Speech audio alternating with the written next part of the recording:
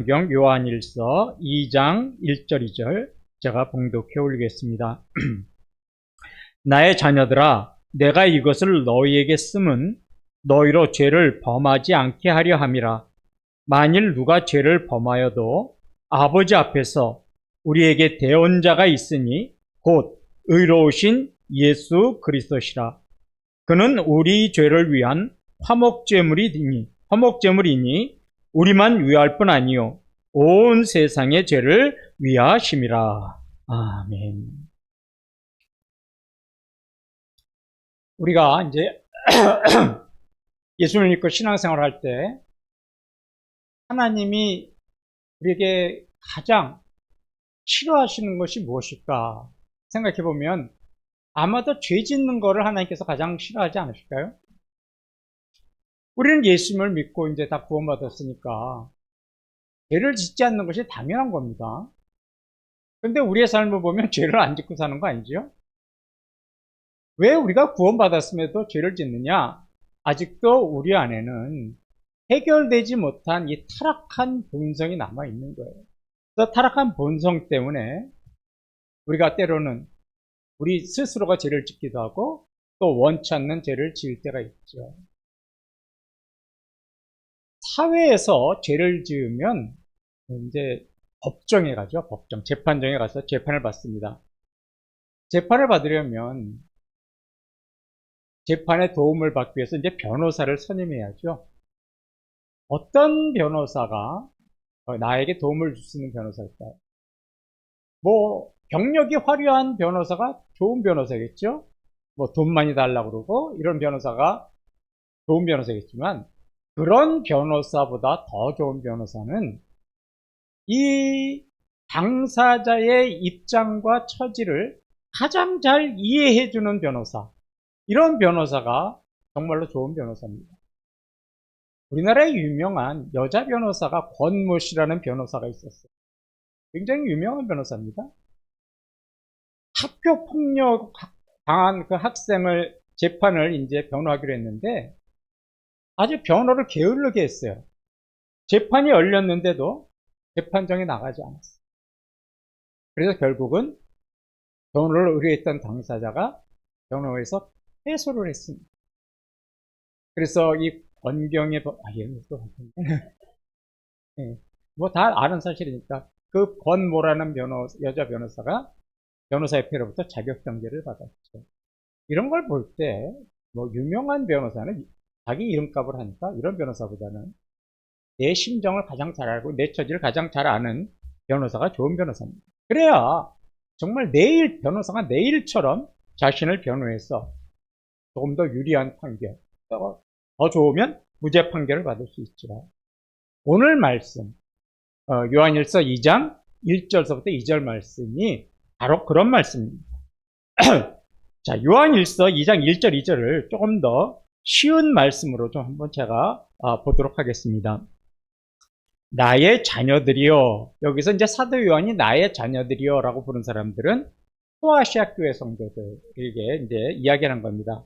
내가 이 편지는 지금 이 요한일서를 포함해서 요한 1, 2, 3, 4, 요한서신이죠.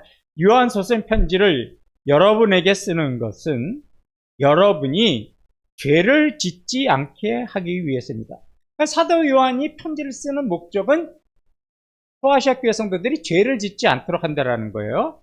하지만 만일에 누가 죄를 짓더라도 하나님 아버지 앞에서 여러분을 변호하시는 변호사 한 분이 계신데 그분은 곧 의로우신 예수 그리스도십니다. 그분은 우리 죄를 위한 화목제물이시니 단지 우리의 죄뿐만 아니라 온 세상의 죄를 위해서 제물이 되신 분입니다. 이게 요한일서 2장 1절 2절은 이런 내용이에요. 자, 이제 조금 더 구체적으로 좀 말씀을 들어가 보겠습니다. 1절 말씀입니다. 나의 자녀들아, 내가 이것을 너희에게 쓰면 너희로 죄를 범하지 않게 하려 함이라. 만일 누가 죄를 범하여도 아버지 앞에서 우리에게 대언자가 있으니 곧 의로우신 예수 그리스도시라. 사도 요한은 1절에서 중요한 세 가지를 말씀하고 있어요. 자, 앞에 있는 화면을 좀 잘 보시기 바랍니다. 제일 첫 번째가 뭐냐? 내가 이것을 쓰면 너희로 죄를 범하지 않게 하려 합니다. 그러니까 사도 요한은 이 편지를 쓴 목적이 뭐냐? 첫째가 죄를 짓지 않도록, 구원받은 성도들이 더 이상 죄를 짓지 않도록 하기 위해서 권면의 편지를 썼다라는 거죠. 두 번째는 만일 누가 죄를 범하여도라는 말씀입니다. 만약에 누가 죄를 범하여도, 이 말은 사도 요한도 인정하고 있는 거예요. 뭐를? 모든 사람들이 구원받았다 하더라도 어떻게 할 수 있다? 죄를 지을 수 있다라는 거예요. 그러니까 저와 여러분이 죄를 짓는 것이 어떻게 보면 좀 당연한 거예요. 아직까지 우리 안에 타락한 본성이 남아있으니까. 막 죄를 지었다고 막 쥐어박으면서 왜 나는 구원받았는데 왜 죄를 짓까? 이렇게 하실 필요 없어요. 사도 요한도 인정했고 하나님도 알고 계세요. 우리가 구원받은 다음에 죄 짓는다는 거 알고 계시다는 말이죠. 그래서 하나님도 우리가 구원받았고 하나님의 자녀가 된 후에도 죄를 짓는다는 것을 알고 있기 때문에 그런 죄를 용서받을 수 있도록요, 하나님은 두 가지 해결책을 준비해 놓으신 거예요. 오늘 그래서 제가 말씀드린 핵심은, 그러면 우리가 구원받은 후에 죄를 졌을 때 하나님이 우리의 죄를 용서하시기 위해서 마련해 주신 두 가지 해결책이 무엇이냐? 오늘 말씀의 핵심은 여기에 있습니다. 자, 세 번째가 뭐냐면, 우리가 죄를 범하여도 아버지 앞에서 우리에게 대언자가 있으니 곧 의로우신 예수 그리스도라. 우리가 이제 구원받고도 죄를 지었잖아요? 그러면 하나님 아버지 앞에서 대언자가 한 분 계신데 그 대언자가 누구냐? 예수 그리스도시라는 겁니다. 이 대언자라는 말은요, 한자로 보면 대신할 대자에다가 말씀 자예요. 그러니까 우리를 대신해서 말씀하시는 분이라 그런 뜻이에요. 우리가 죄를 짓잖아요. 그러면 하나님께서, 예수 그리스도께서 우리를 대신해서 하나님께 말씀해 주시는 분이라는 거예요. 이게 첫 번째 하나님께서 마련하신 해결책입니다. 우리가 죄를 지었으면 우리가 가서 직접 이야기하는 것이 아니라 예수님께서 변호사가 되셔서 우리를 대신해서 변호해 주시는 거예요. 말씀해 주신단 말이에요. 이게 첫 번째 해결책입니다. 자, 오늘이요, 제가 이제 말씀을 드릴 때 헬러어가 한 2개 정도 나와요. 그리고 좀 어려운 단어들이 나옵니다. 그래서 여러분 그 주보에 같이 끼워드리는 A4 용지 그 성경 문제 있죠? 그 뒷면에 보면 제가 헬러어를 이렇게 잘 풀어서 놨습니다. 그러니까 여러분들이 그걸 좀 보시면서 제 말씀을 들으면 더 이해가 쉽고요. 그 다음에 또 은혜가 될 줄로 믿습니다. 잘 참조를 해주셨으면 좋겠습니다.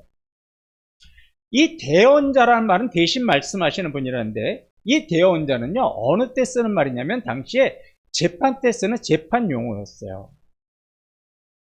이 대언자를 헬라어로 뭐라고 부르냐면 파라클레토스라고 불러요.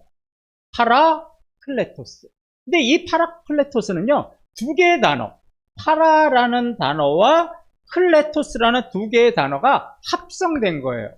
파라클레토스가 2개가 합쳐서 파라클레토스가 된 거예요. 이게 대언자라는 뜻인데, 파라는 그럼 무슨 뜻이냐? 옆에, 곁에, 옆에 있다, 곁에 있다, 옆에 쓰는 옆에라는 뜻이에요. 클레토스는 무슨 뜻이냐? 간구하다, 간청하다, 탄원하다, 이런 뜻이에요. 그러니까 파라클레토스는 우리 옆에서, 하나님 옆에서 간청하시고 탄원하시는 분이다.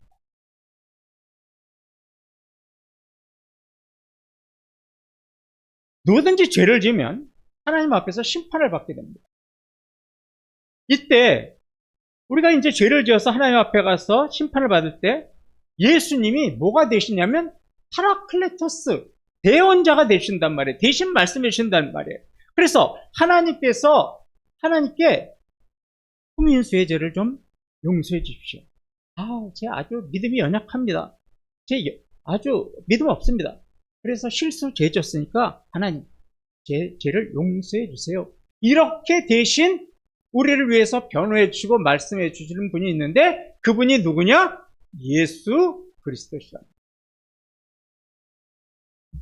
그러니까 하나님의 심판 법정에서 예수님은 뭐로 일하시는 분이냐면 변호사로 일하시는 분이에요.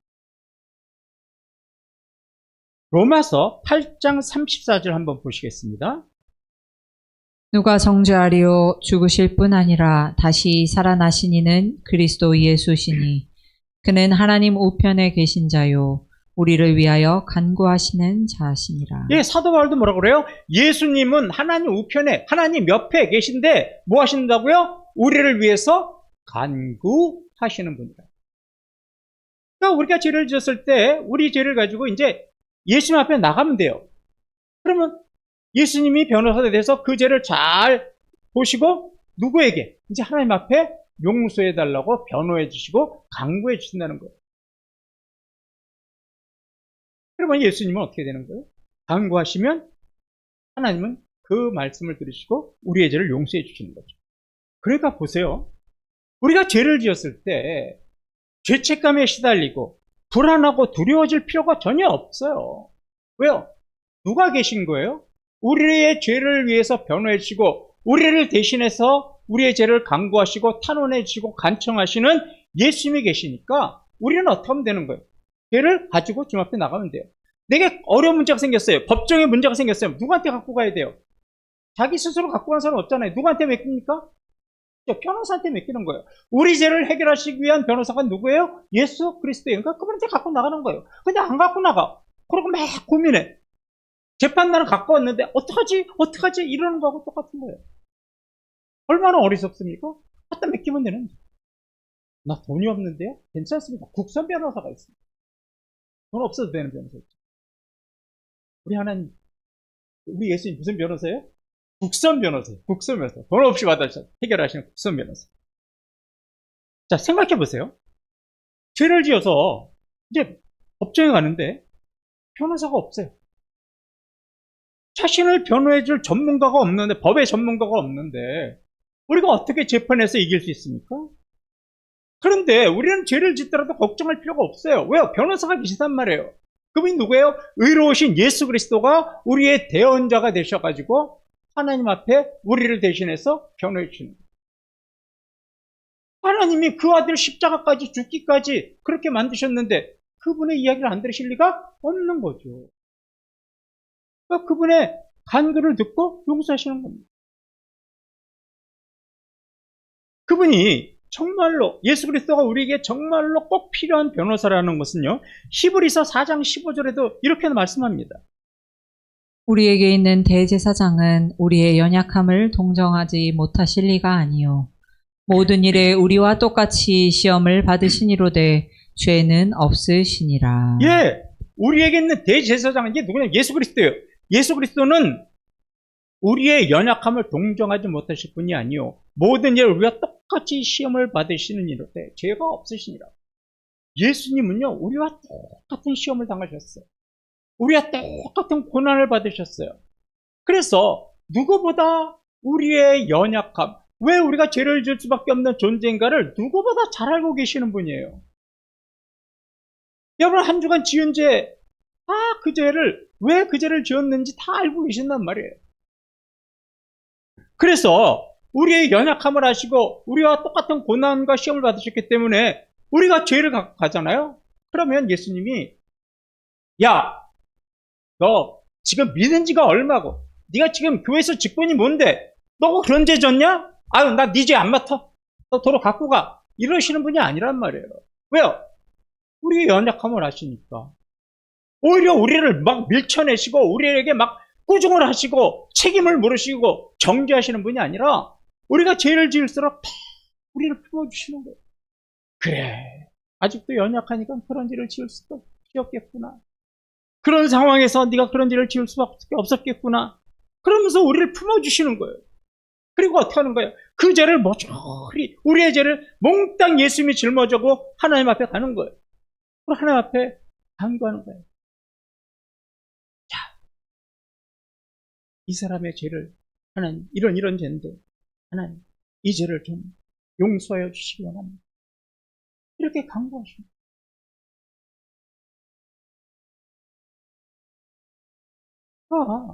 죄를 지었을 때 예수님 앞에 우리의 죄를 맡기는 것 외에는 해결책이 없습니다.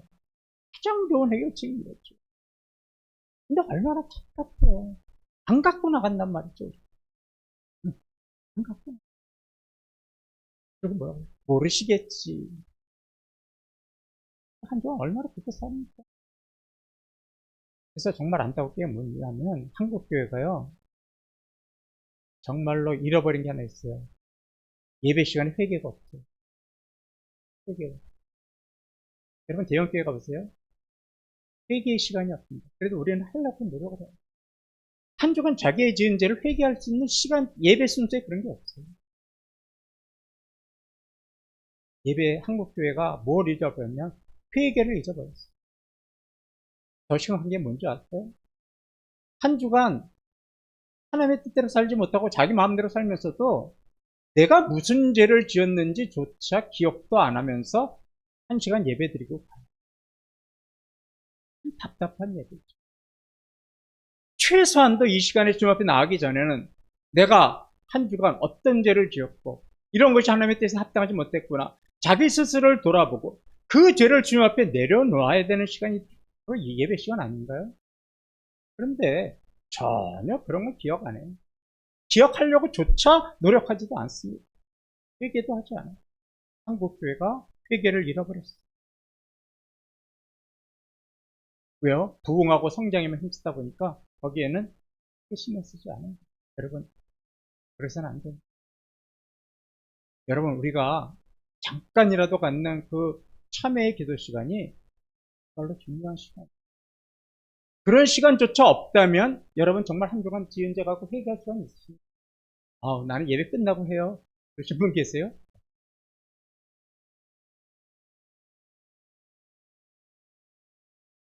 예수님이요, 우리의 대언자가 돼서 하나님 앞에 간구하시는 것도 참 감사할 일인데 더 놀라운 건 뭐냐면 2절의 말씀입니다.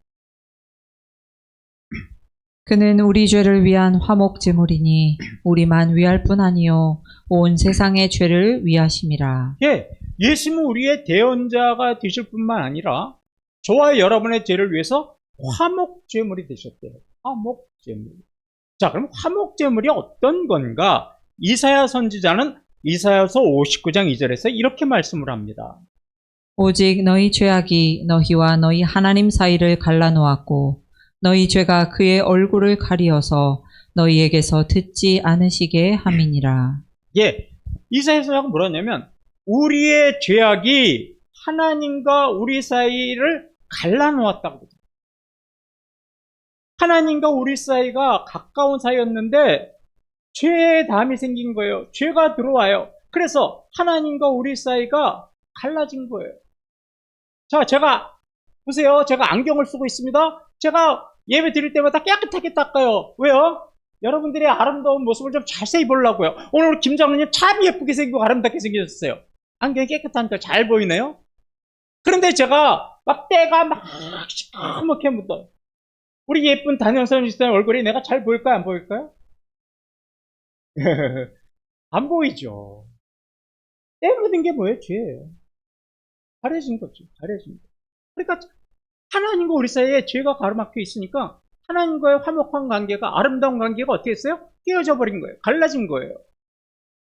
그러니까 하나님과 점점 멀어지고 하나님과 갈라진 사이를 예수님께서 어떻게 한 거예요? 십자가에서 돌아가심으로 깨어진 것을 다시 하나로 만드셨더라고요. 깨어진 하나님과 관계를 하나로 만든 거예요. 그래서 속죄의 제물이라는 의미라 다른 뜻이고 화목의 제물이라는 말은 이거예요.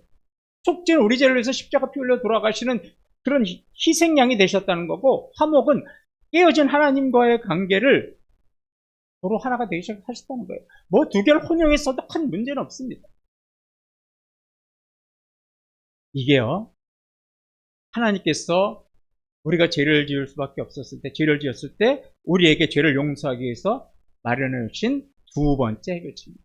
첫 번째는 대언자 예수님이 계셔서 우리 죄를 간구하게 하시는 것. 두 번째는 화목제물이 되셔서 언제든지 우리가 죄를 회개하며 다시 하나님의 관계가 회복되게 하십니다.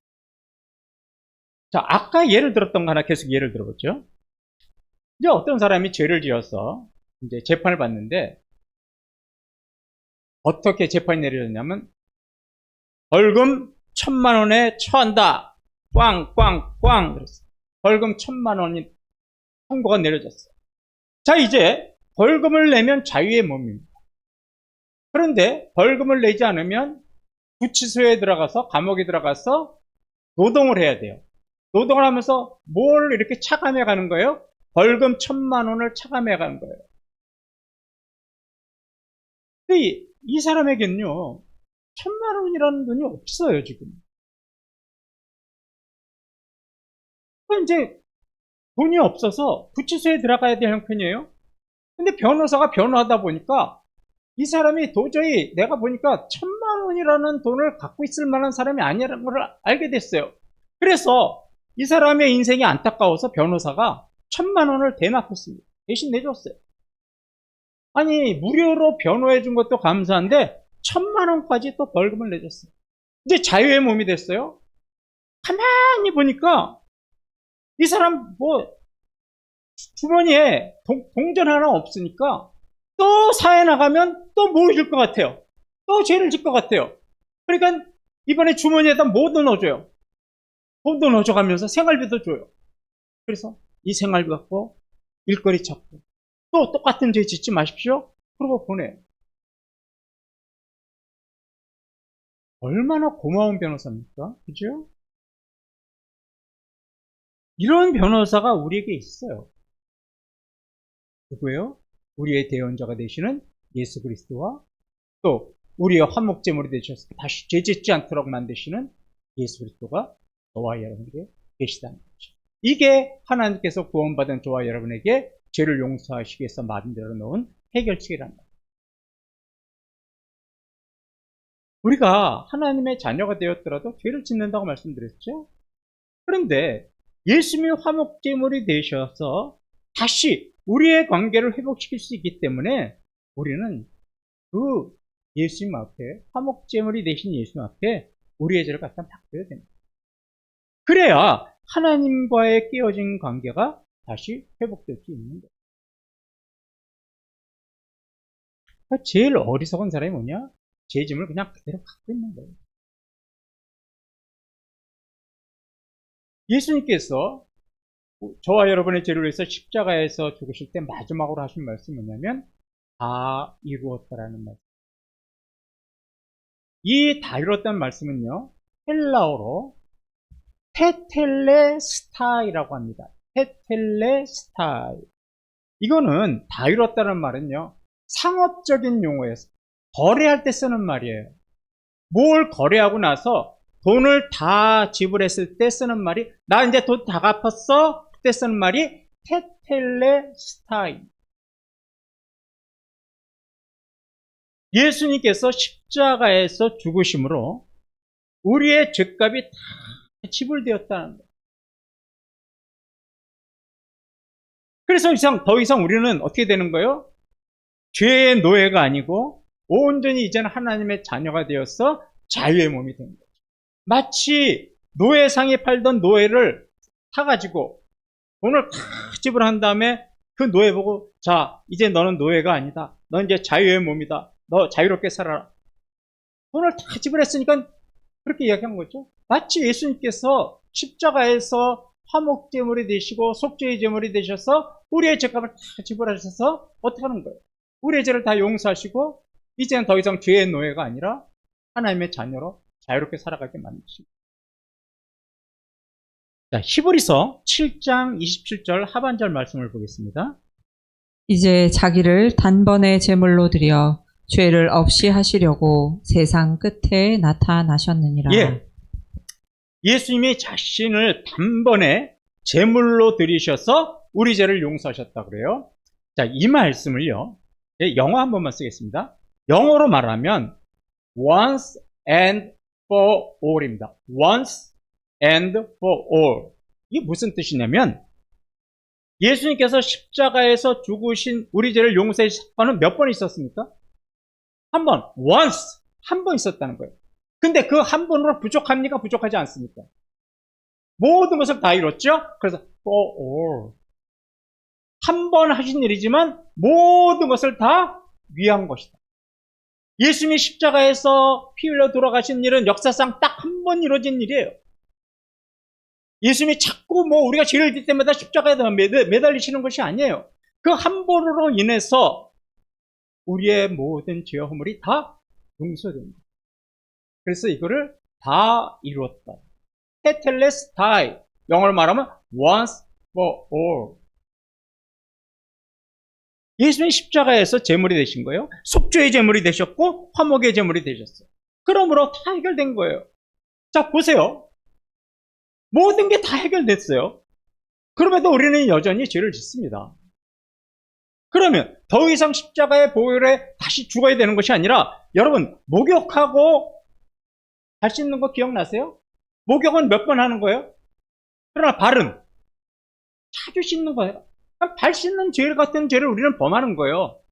그럼 그 죄를 칠 때마다 어떻게 하는 거예요? 예수님 앞에 또 그 죄를 갖고 나가는 거죠. 그러면 되는데, 우리는 자꾸 죄를 지으면 발만 씻으면 되는데도 불구하고 자꾸 우리는 어둠 속으로 숨어 들어가요. 자꾸 어둠 속으로 숨어 들어가요. 그럴 필요가 없어요. 이미 예수님은 다 이루신 거예요. 속죄 제물이 되시고 화목 제물이 돼서 다 이루신 거예요. 그래서 우리는 예수님만 의지하고 나가면 되는 거예요. 그러면 우리 죄가 용서받고 깨어진 하나님과 관계가 다시 회복되는 겁니다. 그러면 좀 다른 얘기를 해보죠. 우리가 구원을 받았음에도 불구하고 왜 우리는 죄를 짓는 걸까요? 우리는 하나님의 자녀가 됐음에도 불구하고 왜 마귀의 유혹을 받아서 쓰러지고 넘어지고 좌절하는 인생을 살아야 될까요? 왜 그런 거예요? 물론 우리의 믿음 없음하고도 큰 문제겠지만 더 큰 하나님의 뜻이 여기에 있어요. 뭐냐면요, 이런 과정은 하나님께서 우리가 거룩해질 수 있도록 만드시는 성화의 과정입니다. 우리가 하나님의 자녀로 조금 더 성숙해지도록 하시는 거예요. 자, 어린아이를 한번 보세요. 어린아이가 태어나서 걷는 모습 보셨어요? 어떻게 걸어요? 뒤뚱뒤뚱 걷다가 어떡합니까? 넘어져요. 그죠? 그러면 또 일으켜주면 또 어떻게 해요? 또 뒤뚱뒤뚱 걷다가 또 넘어져요. 자, 그런 것을 자꾸 반복하다 보면 이제는 어떻게 되는 거예요? 잘 걸어요. 걷다가 이제 어떻게 되는 거예요? 뛰기도 하는 거죠. 지금 우리가 구원받고도 죄를 짓는 그런 과정, 물론 우리의 믿음이 없는 과정, 이것도 믿음이 없는 과정도 뭐예요? 하나님께서 믿음을 키워나가는 거룩함을 만들어 가시는 성화의 과정인 거예요. 그런 과정을 통해서 넘어지고 쓰러지면서 우리가 점점 더 거룩하고 성숙한 믿음을 가질 수 있도록 하나님께서 우리를 만들어 가시는 과정이에요. 그러니까 하나님께서 우리를 거룩하고 성숙하게 만들어가는 과정인데, 우리가 죄를 지었다고 좌절하고 실망하고 낙심하고 하나님을 멀리하고 어둠 속에 숨어들고, 이것처럼 어리석은 일이 어디 있어요? 하나님은 우리를 성장시키려고 하시는 건데. 근데 많은 사람들이 숨어들잖아요. 실망할 필요 없어요. 죄책감에 시달려서요, 신앙을 포기하려고 하시는 분들, 그럴 필요 없는 거예요. 우리가요, 하나님은 죄를 짓는 것이 물론 믿음의 연약함도 있지만 하나님의 거룩한 사람으로 만들어가는 과정이라고 했잖아요. 그래서 하나님은 우리가 죄를 짓는 것도 싫어하지만 그것보다 더 싫어하시는 것이 있어요. 그게 뭐냐면, 우리가 죄를 지었다고 그랬어요. 하나님과의 관계를 끊어버립니다. 하나님과의 사귐을 끊어버리는 거예요. 이거는 정말로 하나님이 싫어하시는 거예요. 왜요? 아니, 하나님이 해결책 두 가지 다 만들어 놓으셨잖아요. 그런데 왜 하나님과의 관계를 끊어버립니까? 그 좋은 해결책이 있는데, 훌륭한 변호사가 있는데 왜 그 변호사를 찾지 않고 그냥 끊어버리고 어둠 속에서 사시나요?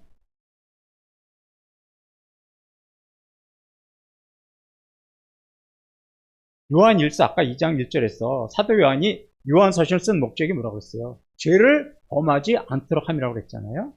그러면 죄를 범하지 않도록 하기 위해서 사도 요한이 요한 1서에서 강조하는 세 가지 기억나세요? 제가 계속 강조하고 있는 세 가지. 잘 모르시면 앞에 보세요. 뭐예요? 생명, 사귐, 이게 뭐예요? 죄를 범하지 않도록 하기 위해서는 영원하신 생명의 말씀 예수님을 알아가는 거예요. 아, 예수님이 나의 대언자가 되시는구나. 아, 예수님이 나의 죄를 위해서 화목제물로 돌아가셨구나. 그 한 번의 죽음으로 인해서 나의 모든 것들이 해결되었구나. 하나님을 알아가야죠. 알지 못하니까 숨는 거예요. 알아야 면정을 한다는 말이 있는 것처럼 알아야 되는 거예요. 그러면 그 하나님을 알아가려면 어떤 방법을 통해서 알아갑니까? 사귐이죠. 사귐. 예수 그리스도와 늘 사귀어야 되는 거예요. 언제 어디서나 사귀어야 되는 거예요. 말씀을 통해서, 기도를 통해서, 예배를 통해서, 묵상을 통해서 언제든가 주님과의 사귐을 가져야 되는 거예요. 자, 그러면 우리에게 대언자가 되시고 우리 화목제물 되신 그 예수 그리스도로 말미암아 설령 우리가 죄를 짓더라도 그분을 통해서 우리의 죄가 용서받으니 우리한테 무엇이 넘칠 수밖에 없어요? 기쁨이 넘치고. 그래서 우리 이렇게 살자는 거예요. 우리 교회.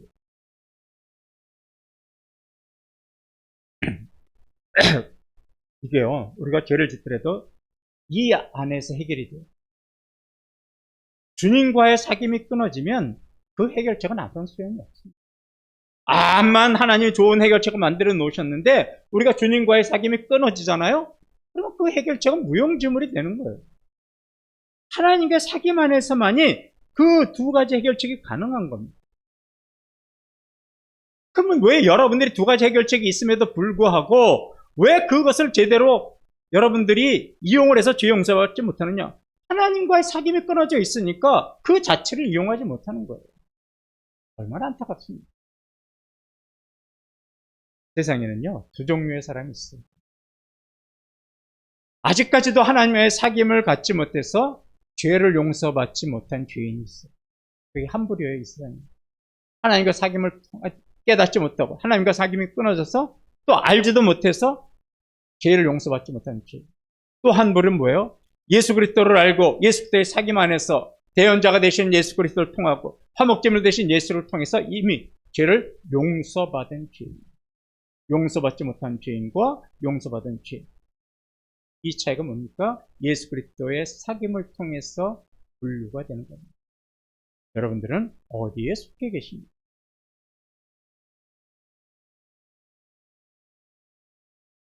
죄를 지었다고요? 죄책하지 마세요. 신앙이 흔들린다고 자책하지 마세요. 하나님과 멀어지는 것 같은 느낌이 들 때 그거 그렇다고 하더라도 주님과의 사귐을 끊지 마세요. 주님의 사귐 안에서 주님이 마련하신 두 가지 해결책이 가능한 거예요. 이제 우리 주님과 긴밀히 사귀시기 바랍니다. 그리고 죄를 지었을 때마다 그 죄를 홀로 무거운 죄짐을 짊어지지 마시고 예수님 앞으로 가지고 나가세요. 예수께 죄의 짐을 맡기세요. 그러면 예언자 되신 예수께서 우리의 죄를 하나님께 간구함으로 용서받을 수 있고 또 화목제물 되신 예수를 통하여 다시 소원해졌던 하나님의 관계가 회복되어져요. 그럼 우리의 마음에 기쁨이 넘치게 됩니다. 주님의 사귐 안에서 이런 놀라운 죄의 문제를 해결하시고 기쁨에 충만하시고 자유함을 누리시는 저와 여러분 되시기를 주님의 이름으로 축원합니다.